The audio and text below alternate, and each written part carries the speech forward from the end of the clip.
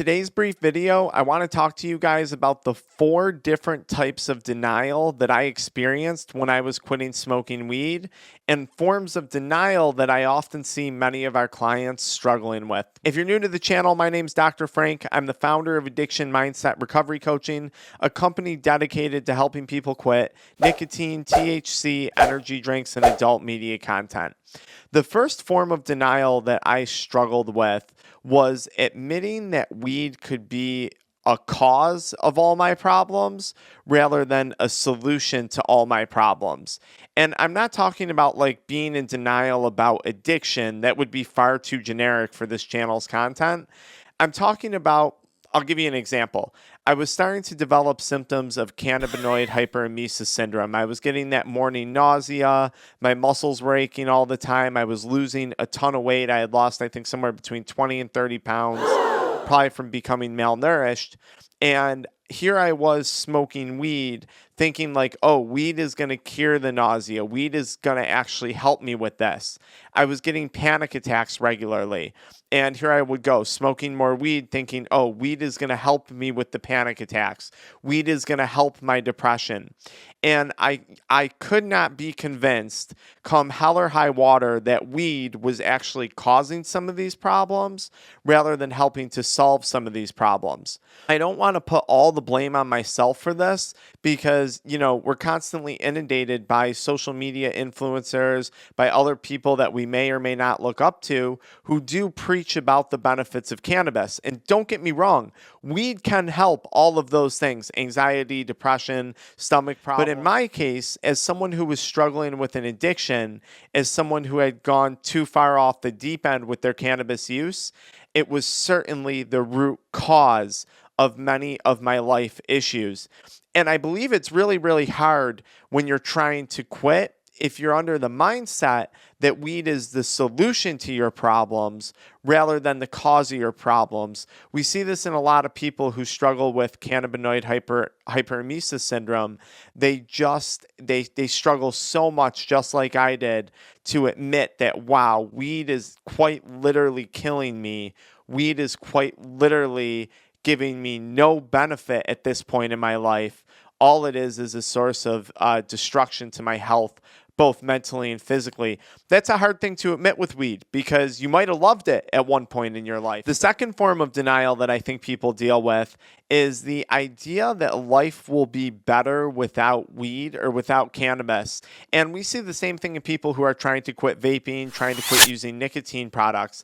I just can't possibly imagine a life without weed. And I certainly can't imagine that a life without weed will be better. I need you to pause and I need you to objectively look at what's going on in your life right now. Are you struggling with relationships? Are you struggling with finances? Are you struggling with motivation or discipline? Are you struggling with mental health issues or physical health issues, all resulting from a cannabis or THC addiction? If the answer is yes, I can almost guarantee you that eventually life without cannabis will be better as long as you put in the work and you put in the effort to make it so. You know the ending to this story. You've been going down this road for a long time now. If you're suffering from cannabinoid hyperemesis syndrome, you definitely know what I'm talking about. You've been here, you've been to the ER, you've been sick. You know that what you're currently doing is no longer working, and you have a pretty good idea how this is going to end. But you don't know what a sobriety process is going to look like. You don't know what a recovery process is going to look like. And I think a lot of people get scared of that idea because they're like, oh, I got to face withdrawals. Oh, I'm going to have some period of suffering. If you're truly stuck in THC addiction, you're already suffering. So if you're going to be uncomfortable, if you're going to struggle, if you're going to suffer, you might as well do that trying to rebuild your life for the better, creating a better future for yourself than destroying yourself. The third form of denial is that people believe that quitting cannabis is actually impossible. I remember what it's like to be stuck vaping, so addicted to nicotine, so addicted to weed, so addicted to adult media content. And you think to yourself, quitting is impossible. There's no way I can do this. And I'm here to tell you that that's also false. This is addiction's way of trying to keep you addicted. Addiction, that little voice in your brain that says, go take another hit, just one more. It tells you and it wants you to believe that you can't quit. And it's going to throw a lot of different things at you to make you certain that you can't quit. That's why addiction throws withdrawal symptoms at us to convince us that we can't actually do this, that we're not actually capable of doing this. And I think this is one of the worst side effects of nicotine or THC addiction. It creates a mindset that we're not capable of. And for me, at least, this mindset that I wasn't capable of started to spill over into multiple aspects of my life. Once I proved to myself that quitting was possible, that there was a different outcome for my life than what I was currently going through, that mindset, hey, I can do this, I am capable of, started to spill over into multiple aspects of my life. And I'm so excited to see what you guys are capable of, possible of accomplishing. What you guys are capable of accomplishing when you quit using cannabis. That's what this channel is all about. Maybe one of the most difficult forms of denial to get over is that your experience with cannabis is uniquely different from someone else's. Just because Joe Rogan or Snoop Dogg or some celebrity influencer that you follow uses cannabis and has a good relationship with cannabis doesn't mean that that applies to you.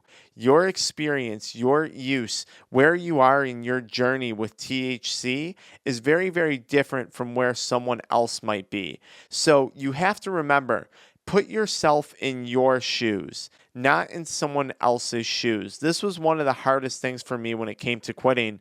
I would look at other people and say, well, so-and-so is successful and they smoke weed. Well, so-and-so, doesn't get sick when they smoke weed, so it must not be the weed. It's definitely not the weed causing these problems for me. And I think you just have to remember, walk in your own shoes, not someone else's, because this experience with cannabis is unique to you. And the more you try and put yourself in someone else's shoes, the harder quitting is going to be. Those are the 4 forms of denial when it comes to quitting cannabis. Follow me into the next video where I talk a little bit about developing a mindset to stay sober. I'll see you guys there.